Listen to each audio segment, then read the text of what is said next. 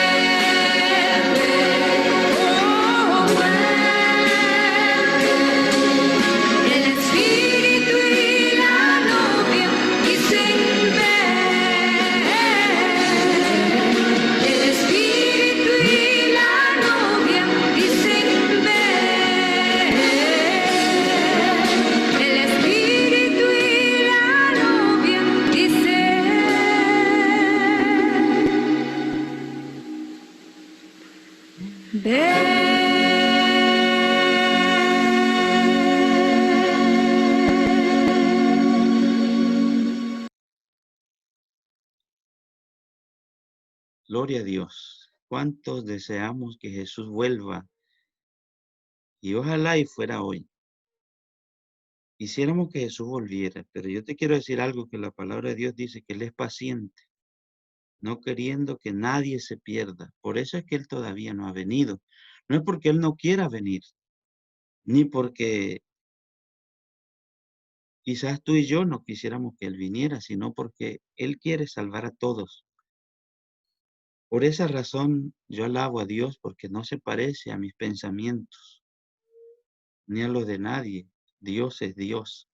Y Él sabe lo que hace, Él sabe lo que está, cómo está trabajando.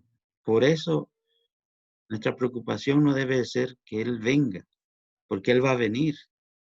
Aunque tú o yo no quisiéramos que Él venga, Él viene, Él vendrá. Así es de que nuestra preocupación es saber lo que Él quiere que yo haga mientras Él viene. ¿Cómo debo yo prepararme? Ese debe de ser en realidad mi preocupación diaria. Así es de que vamos a orar y vamos a iniciar nuestro estudio. Querido Padre que estás en los cielos, gracias te damos en esta hora por darnos la oportunidad de poder estudiar un tema más de los que hemos propuesto, Señor, estudiar. Gracias por tu amor y tu cuidado. Perdona nuestros pecados, Señor. Y en esta hora te pedimos que tu Santo Espíritu pueda darnos, Señor, entendimiento. Pueda Él convencernos, Señor, de pecado, de justicia y de juicio. Podamos, Señor, ir rendidos a los pies de Cristo. Que no seamos renuentes, duros de corazón, sino sencillos y humildes, mansos como Jesús. Gracias, Señor, por enseñarnos tu verdad aún sin merecerla. En el nombre de Jesús. Amén. Muy bien, vamos a ir entonces, vamos a colocar nuestro estudio para así poder todos poderlo ver. O sea, de que ahí tenemos la iglesia de Cristo. Lo que vamos a estudiar hoy es lo que la Biblia enseña acerca de la iglesia de Cristo, porque si yo le pregunto a cualquier persona cuál es la iglesia de Cristo, todos decimos la mía. Y está bien la respuesta, porque está bien en el sentido que eso es lo que nosotros creemos, pero vamos a descubrirlo con la palabra de Dios. Y hoy nosotros saldremos con una, con una mirada diferente acerca de lo que es la iglesia de Cristo, pero como Él lo está diciendo. Así es de que vamos a ir a las Sagradas Escrituras y vamos a leer en Mateo 16 al 18 y vamos a responder la pregunta. La primera es,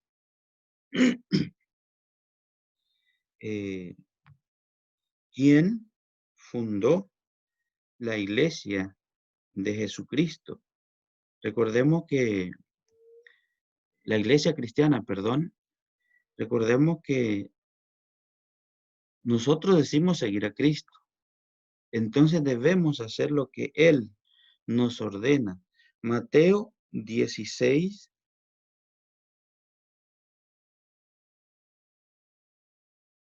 Mateo 16, 16 al 18. Dice, respondiendo Simón Pedro, dijo, tú eres el Cristo, el Hijo del Dios viviente. Entonces él respondió, entonces le respondió Jesús, bienaventurado eres, Simón, hijo de Jonás, porque no te lo reveló carne ni sangre, sino mi Padre que está en los cielos. Y yo también te digo que tú eres Pedro, y sobre esta roca edificaré mi iglesia. Las puertas del Hades no prevalecerán contra ella. O sea, las puertas del infierno no prevalecerán contra la iglesia, está diciendo Jesús. Aquí, para unos se les ha dado la idea, porque no dice la Biblia eso. Aunque tú dices, bueno, pero eso Aparentemente eso está diciendo. Aquí muchos se confunden porque creen que Jesús le dijo a Pedro que él iba a ser el fundador de la iglesia. Jesús en ninguna forma está diciendo eso. Jesús lo que está diciendo es que Él es la roca sobre la cual la iglesia va a estar fundada y no va a prevalecer las puertas del Hades, o sea, las del infierno, pero para muchos el infierno es, o el Hades, mejor dicho, porque así es lo que dice la verdad. Voy a tomar mejor la palabra correcta que está acá. Las puertas del Hades no prevalecerán contra ella. Las puertas del Hades, en lo que se está refiriendo aquí, se está refiriendo el sepulcro. No van a prevalecer. ¿Por qué? Porque aunque mueran los hijos de Dios, van a resucitar y eso lo ha prometido Jesús. Entonces a eso se está refiriendo. Pero el punto que aquí estamos estudiando es quién fundó la iglesia cristiana. En primer lugar, es Cristo que la está fundando. Pero ¿sobre quién? Porque aparentemente muchos malinterpretan este versículo para poder engañarse a sí mismos, porque a nadie le hacen el daño, sino a sí mismos. Pero resulta que muchos, después que escuchan y creen esto, que Jesús fundó su iglesia en un personaje que se llama Pedro y fue apóstol de Jesucristo, un gran hombre que tanto falló también, pecador, hasta negó a Jesucristo. Decimos que es sobre él, pero vamos a ver qué responde la Biblia. ¿Quién fundó la iglesia cristiana? En primer lugar, Cristo. Ahora, eh, ¿quién es el fundamento? Aquí nos responde la misma palabra de Dios. Si fuera Pedro, entonces vamos a ver qué dice Efesios 2:20. Efesios 2:20 nos va a aclarar esta pregunta a nosotros. Efesios 2:20 dice, edificados sobre el fundamento de los apóstoles y profetas. ¿Quién es el fundamento de los apóstoles y profetas? Siendo la principal piedra del ángulo Jesucristo mismo. Él es, Él es lo que nosotros debemos entender como el fundamento de la iglesia. No es un ser humano como tú y yo, pecador. Dice, no, el apóstol Pedro no era pecador. Óyeme, si tú me vas a decir que Pedro no era pecador, míralo. Registra todo lo que está en el Evangelio, búscalo y te vas a dar cuenta lo cuán pecador era Pedro. Por esa razón no podemos nosotros decir que sobre él Jesús fundó la iglesia. No, jamás Jesús le va a depositar a un ser humano lo que él va a hacer por la eternidad. Él está buscando un pueblo para que sea eterno, no para que solamente vaya por 2 años, 5 años o 100 años o 1000 años. No, por la eternidad Él está preparando un pueblo. Así es de que eh, ahí tenemos claro por la palabra de Dios, ¿verdad? ¿Quién fundó y quién es el fundamento de la iglesia? Ahora, la organización de la iglesia, vamos a ver esta parte, la organización de la iglesia. Efesios 4:11 al 12. Efesios 4:11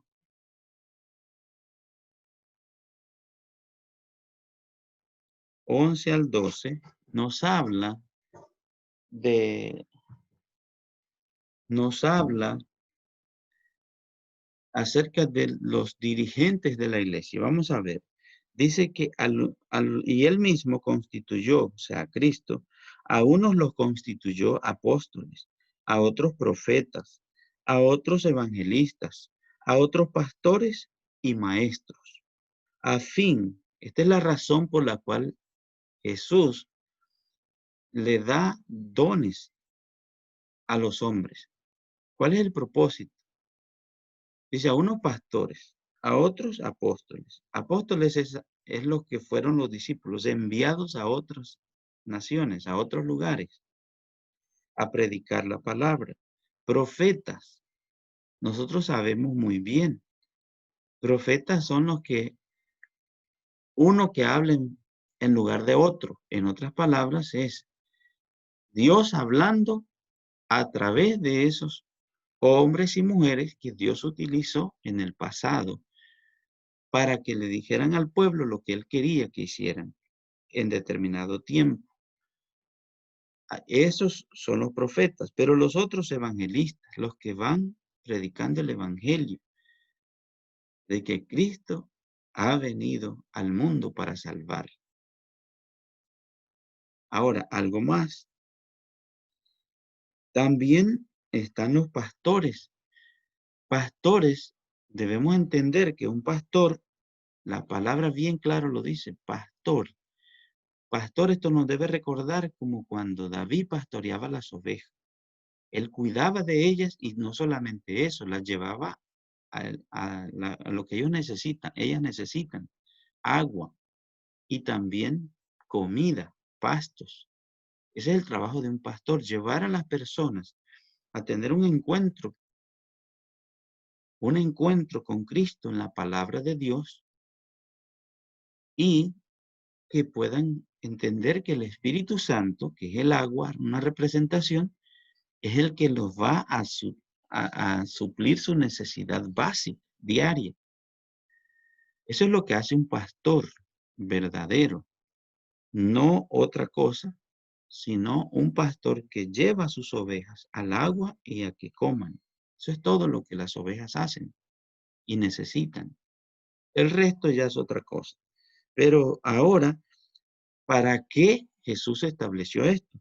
Dice, a fin de perfeccionar a los santos para la obra del ministerio, para la edificación del cuerpo de Cristo. O sea, de esa forma, todos los santos, todos los que pertenecemos a la iglesia, vamos a ir siendo formados para un ministerio.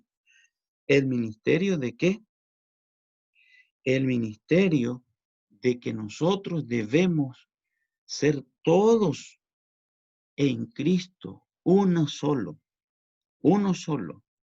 Y ahí vamos siendo edificados, pero se necesitan hombres que lleven esta responsabilidad que Cristo ha dado. Y ya Cristo los dio. Y tú y yo debemos investigarlo, los hombres y mujeres, porque nosotros a veces, muchas veces, no entendemos qué es esto. Pero yo quiero decirte que no todos los pastores son pastores, no todos los profetas son profetas, no todos los apóstoles son apóstoles y no todos los evangelistas son evangelistas. Y dices tú, ¿cómo es eso? Sencillo, porque debemos estudiar de acuerdo al parámetro que la Biblia da cada uno de esos personajes, si son o no son. No es un asunto. Yo me puedo llamar lo que yo quiera. Yo puedo decir lo que yo quiera. Mi boca, Dios me dio la libertad para decir lo que yo quiera. Una cosa es lo que yo digo y otra cosa es lo que está pegado a la palabra de Dios. Por eso es cómo podemos conocer a los hombres hoy y mujeres a través de a la ley y al testimonio. O sea, con la palabra de Dios y lo que hacen. Dos cosas debemos nosotros mirar. Eso debemos estar nosotros pendientes, trabajando con esto. Así es de que vamos entonces a seguir con nuestro estudio. ¿Quiénes son los dirigentes? Ya los dijimos muchas veces en este versículo. Los estudiamos, hablamos y yo creo que te quedó claro. ¿Cuál es la triple misión de la iglesia? La triple misión.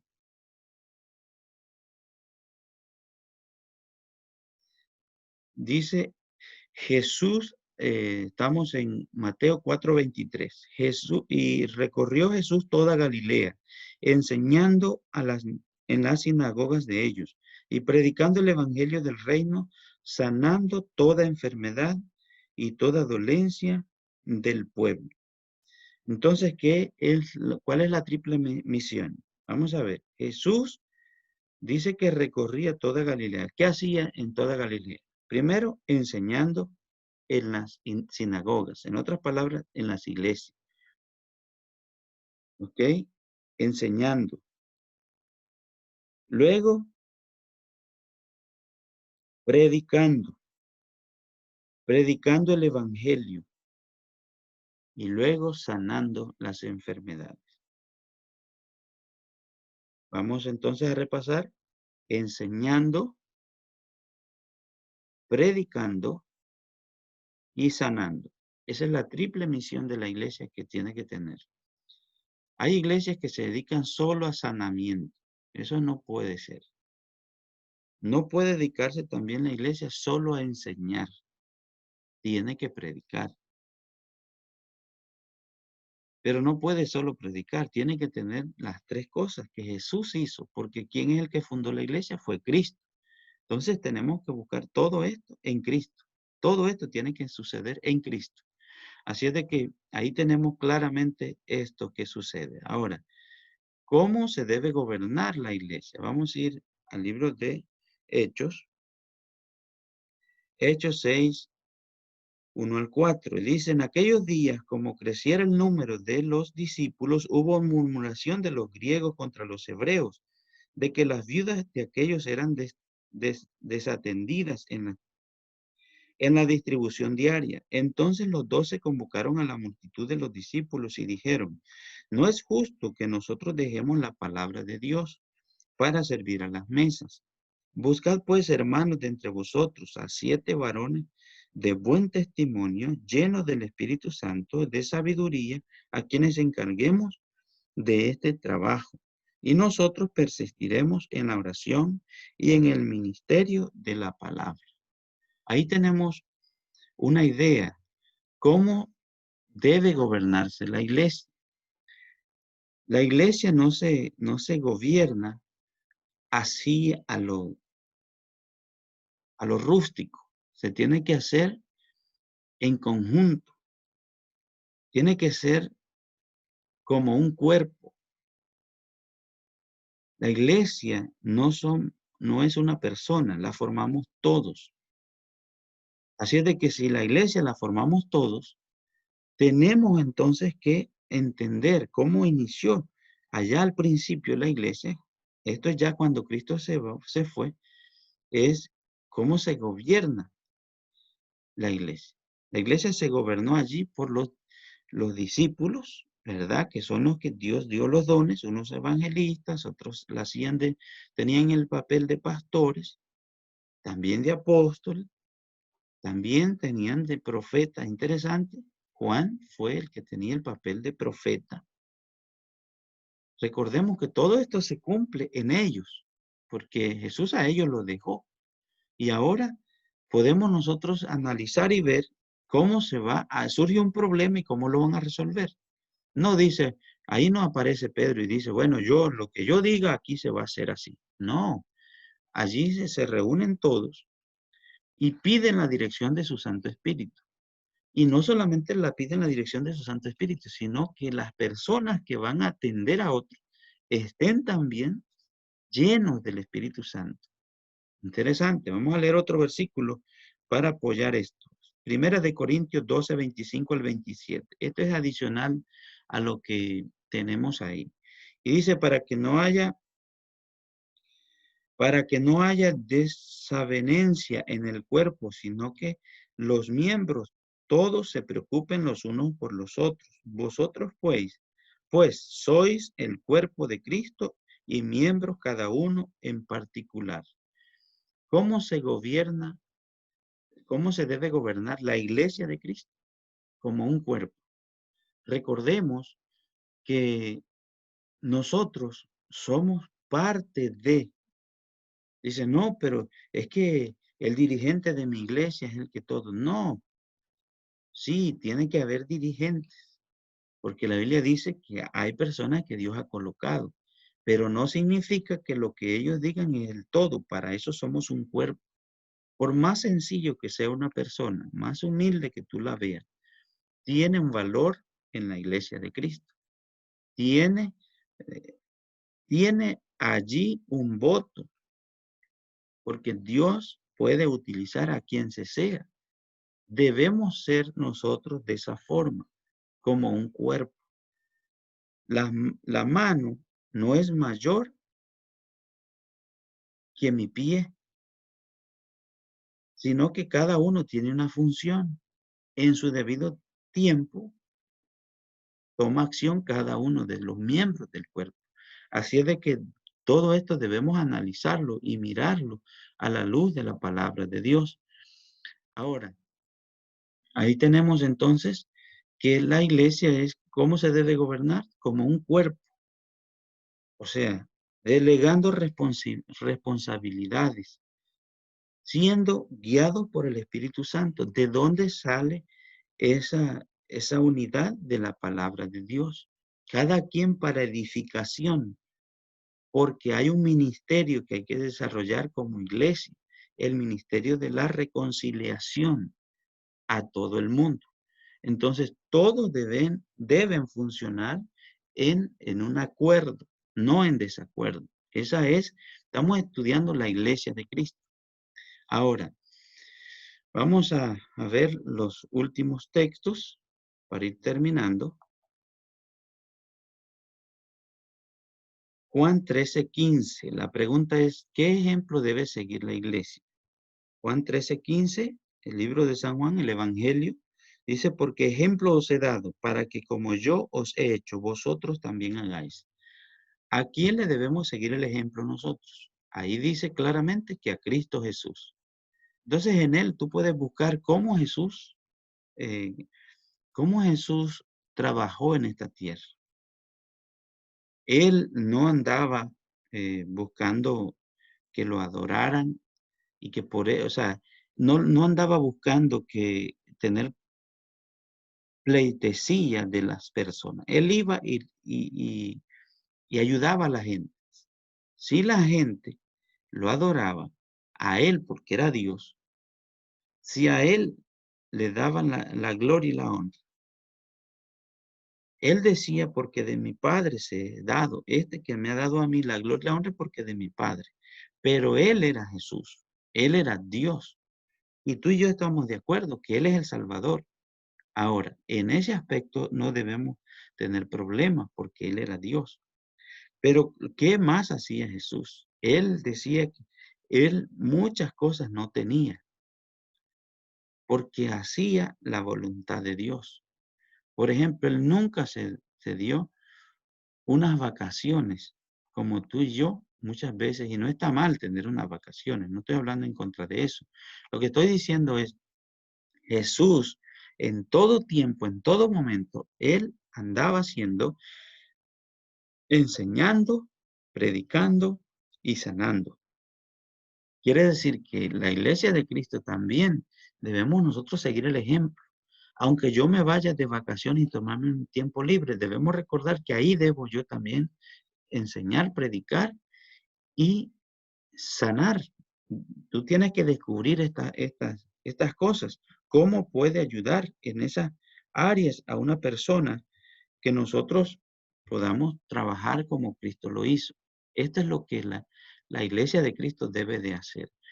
La siguiente pregunta, número 7, ¿cuál será la norma de conducta? Apocalipsis 12:17. Apocalipsis 12:17 dice, entonces el dragón se llenó de ira contra la mujer y fue a hacer guerra contra el resto de la descendencia de ella, los que guardan los mandamientos de Dios y tienen el testimonio de Jesucristo. Entonces, ¿cuál es la norma de conducta de la iglesia de Cristo? Es guardando los mandamientos de Dios y teniendo el testimonio de Jesucristo. Ahora, ¿cuál es la norma? Guardando los mandamientos de Dios. ¿Cuáles son los mandamientos? Están en Éxodo 23 al 17. Ahí están los mandamientos de Dios. Son 10. No son 8, no son 9, no son 5, son 10. Ahí tenemos entonces la norma por la cual, la norma de conducta, cómo debe regirse la iglesia. Ahora, dice acá el mismo versículo que tienen también el testimonio de Jesucristo. Ahora, Apocalipsis 19:10. ¿Qué don poseerá la iglesia? Vamos a ver. Apocalipsis 19:10 dice, yo me postré a sus pies para adorarle. Y él me dijo, mira, no lo hagas. Esto es hablando de Juan con el ángel. Solo Cristo recibe adoración, porque Él es Dios. Aquí Juan se postra para adorar al ángel y le dice, no, no, no, no, no. Dice que me dijo, mira, no lo hagas, yo soy consiervo tuyo. Soy consiervo tuyo y de tus hermanos que retienen el testimonio de Jesús. ¿Y qué es eso, el testimonio de Jesús? Ahora dice, adora a Dios porque el testimonio de Jesús, ¿qué cosa es? El espíritu de la profecía. Ahora, ¿qué don poseerá la iglesia? Es la pregunta. ¿Va a poseer la iglesia de Cristo el don profético?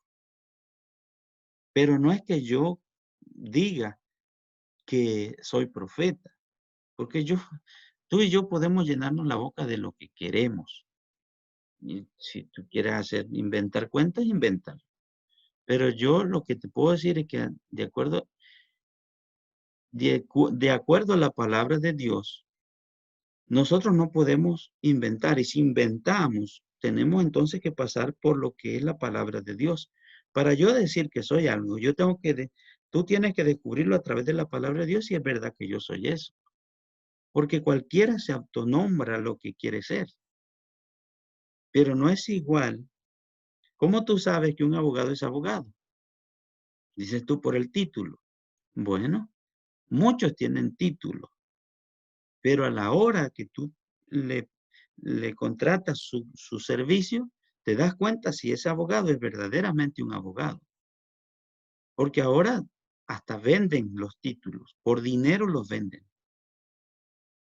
Ahora hay que descubrir si eso es verdad poniéndolo en práctica. Así se descubre la verdad. Por eso es que la Biblia dice a la ley y al testimonio. Nosotros debemos entender esto para que esté claro en nuestra vida. En este caso es la palabra de Dios que nos está guiando que la iglesia verdadera tiene que tener el espíritu de profecía. O sea, tiene que tener la iglesia de Cristo ese lo que antes sucedió con Isaías, Jeremías, todos los profetas que tú encuentras en la Biblia. Para el tiempo del fin, Dios también iba a levantar profetas dentro de su pueblo. Si, si Dios tiene un pueblo hoy, lo tuvo en el pasado, y allá también habían profetas, en este tiempo también. Y dices tú, ¿y para qué? ¿Y por qué se necesitan profetas? Bueno, habría que estudiar, y eso va a ser nuestro próximo estudio, para poder entender estas cosas, porque muchas veces nosotros no nos interesan las cosas que están escritas, no nos fijamos para así no errar, pero hoy estamos estudiando con el interés de poder hacer la voluntad de Dios, conocer cuál es la voluntad de Él. Ahora, entonces, ¿qué debo hacer? Hechos 2:41. Vamos a concluir con esos dos versículos rápidamente. ¿Qué debo hacer? Hechos 2:41. Ahora que ya descubrí que hay un pueblo verdadero y que este es el parámetro a seguir lo que hemos descubierto, entonces ahora en Hechos 2:41 se me dice, así que los que recibieron su palabra fueron bautizados y se añadieron aquel día como 3,000 personas. Si tú has encontrado a través de esto que hay un pueblo verdadero, hay una iglesia verdadera, cuando tú le encuentres, lo que tú debes decidir, y yo también, es unirme a ese pueblo a través del bautismo. No es decir, bueno, yo ya quiero ser parte de ustedes. No, la Biblia no dice que se unen las personas así, sino a través del del bautismo. Es un símbolo, es una señal de que tú eres parte del pueblo de Dios. Ahora, el segundo texto que tenemos es 2 de Pedro 1:10 al 12. ¿Qué debemos hacer? Dice acá, por lo cual, hermanos, tanto más procurad hacer firme vuestra vocación y elección, porque haciendo estas cosas no caeréis jamás. O sea, hay que procurar hacer ya la elección y ser firmes en lo que hemos creído. No solamente eso, el versículo 11 dice, porque de esta manera os será otorgada amplia y generosa entrada en el reino eterno de nuestro Señor y Salvador Jesucristo.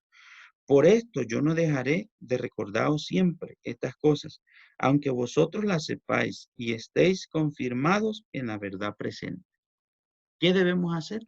Permanecer fieles y firmes. Una vez nosotros pertenezcamos a ese pueblo, tenemos que ser fieles. Por eso debemos, antes de decir aquí yo pertenezco, debemos nosotros conocer por nosotros mismos. Pero resulta que nosotros muchas veces pasamos por alto todo esto y de una vez ya decimos, no, yo soy de tal iglesia, sin saber lo que has creído. No, porque aquí mis familiares, eso no es garantía. No, que todas las iglesias son iguales. No todas las iglesias son iguales. Yo te voy a poner un ejemplo. Todos los restaurantes venden comida, más a ti no todos los restaurantes te gustan, porque hay comidas que en unos restaurantes no las hacen buenas, porque no son buenas, no saben bien. Y tú dices, allí no voy, no me gusta. Perfecto. ¿Y por qué entonces dices que la iglesia todas son buenas y todas le van a Dios? Sino todas pretenden servir a Dios, pero no todas son de Dios, porque Dios tiene un solo pueblo. Dios no tiene 3, 5 pueblos, no. Dios tiene un solo pueblo. Y por eso es que estamos estudiando, para que tú y yo descubramos la verdad. Ahora, ¿cuál es tu resolución y la mía? ¿Creemos que Jesús fundó la iglesia? ¿Tú lo crees? Amén. Qué bueno que tú crees eso. Ahora, ¿deseas unirte a ella y ser fiel hasta el fin? ¿Quieres unirte? Y dices, ¿a dónde? Vamos nosotros a descubrir estas verdades. No hemos terminado. Recuerda que nos faltan 6 estudios y vamos a concluir en algo. Yo te quiero decir que Dios tiene un pueblo en esta tierra. Dios tiene un pueblo. Yo te voy a decir de esta forma estas cosas. Dios tiene un pueblo que espera el segundo advenimiento de Cristo Jesús por segunda vez. Jesús, ese pueblo espera que Jesús venga por segunda vez. 2, es que también ese pueblo adora a aquel que hizo los cielos y la tierra en el día que él dijo que se adorara. Ese pueblo es el pueblo adventista del séptimo día. Busca todo lo que ese pueblo cree por la palabra de Dios, averíguate y revisa cada una de las cosas que ese pueblo cree. Ahora dicen, pero no lo hacen, es distinto. Recuerda que no todos los llamados son escogidos. Eso es un punto y aparte. Por eso yo no me meto cuando las personas dicen, no, que en esa iglesia que estos son malos. La iglesia tiene que estar llena de malos, porque es esa la razón por la cual Cristo vino, para sanar, salvar, buscar al perdido. Eso no es el problema es que enseñe la verdad. Eso cambia las cosas. Que no diga falsedades. Por eso yo te digo ahora, tienes que investigarlo por ti mismo. Lo que estamos estudiando son verdades eternas que te darán vida eterna en Cristo Jesús. Así es de que voy a colocar el siguiente canto y te voy a dejar ese encargo. Estudia a ese pueblo que, en primer lugar, recuerda que espera a Jesús por segunda vez. Eso es clave. 2, lo adora a Jesús. Le da la gloria a Él, porque Él es el creador de todas las cosas. Eso es muy importante. Los hombres no han creado nada. Es Dios que ha hecho todo. Vamos entonces a escuchar este hermoso, es un canto pequeño, pero yo sé que te traerá mucha alegría al escucharlo.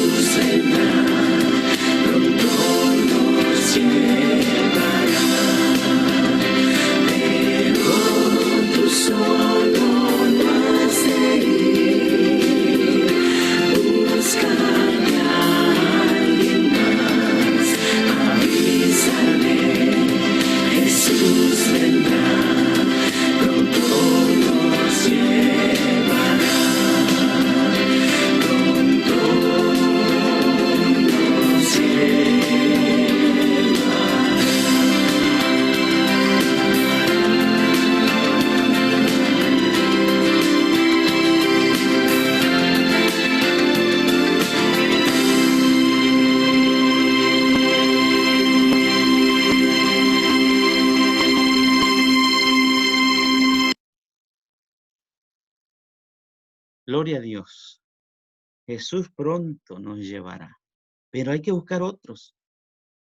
Esto no se trata solo de ti y de mí.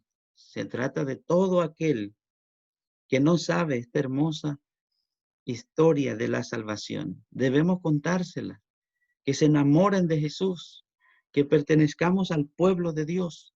Cuando hablamos de iglesia, no es un salón, estamos hablando de personas. Debemos unirnos al pueblo de Cristo. Si tú no eres parte todavía, yo te invito a que seas parte del pueblo de Dios, que te unas a través del bautismo. Eso es lo que dice la Biblia. No es que me uno así, pues ya soy parte. No, porque si tú te unes, tú puedes ser parte allí del grupo, pero cuando Cristo venga, Él no te va a reconocer, porque tú y yo no quisimos hacer la voluntad de Él. Por eso es que necesitamos. Es necesario pertenecer a un pueblo, pero al pueblo de Cristo, porque hay tantos pueblos, pero no olvides que Satanás también ha puesto pueblos para falsificar el pueblo de Dios. Recuerda que detrás de tu salvación, del bienestar que Dios quiere para ti, está también Satanás queriéndote perder para siempre. Pero eso no va a ser posible si tú y yo somos obedientes a la palabra de Dios. Oramos. Querido Padre que estás en los cielos, gracias porque hoy, Señor, hemos descubierto por tu palabra que tú tienes un pueblo en esta tierra, un pueblo. Ahora, Señor, ayúdanos a que sea ese pueblo verdad.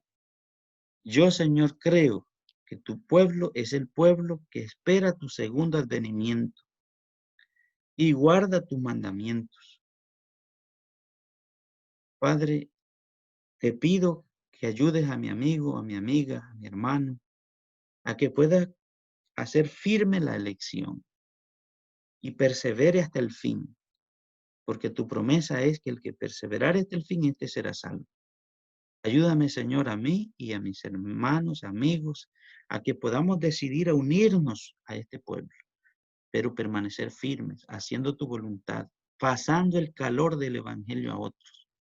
Gracias, Señor, por darnos la oportunidad de estudiar tu palabra. Qué hermoso es saber que tú tienes un plan para cada uno de nosotros. Te lo pedimos y agradecemos en el nombre de Jesús. Amén y amén. Que Dios te bendiga y nos vemos en el próximo estudio. No olvides, ahora vamos a ver el don profético que Dios dejó para su pueblo, para el tiempo del fin. Tengas un lindo día.